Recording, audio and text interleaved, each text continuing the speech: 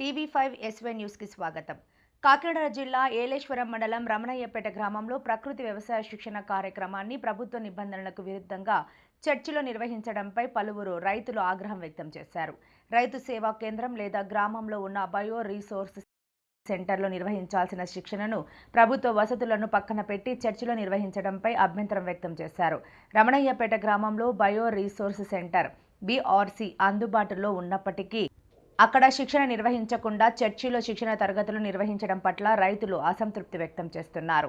కేంద్ర రాష్ట్ర ప్రభుత్వాలు రైతులకు అన్ని వసతులు కల్పిస్తూ ప్రకృతి వ్యవసాయాన్ని ప్రోత్సహిస్తున్న నేపథ్యంలో సంబంధిత అధికారులు నిబంధనలను పాటించకుండా ఇష్టానుసారంగా వ్యవహరించడం సరికాదని పేర్కొన్నారు. ప్రభుత్వ వసతులు అందుబాటులో ఉన్నప్పటికీ వాటిని వినియోగించకుండా చర్చిలో శిక్షణ నిర్వహించడంపై ఉన్నతాధికారులు విచారణ చేపట్టాలని రైతులు కోరుతున్నారు. నిబంధనలకు విరుద్ధంగా వ్యవహరించిన అధికారులపై తగిన చర్యలు తీసుకోవాలని డిమాండ్ చేశారు.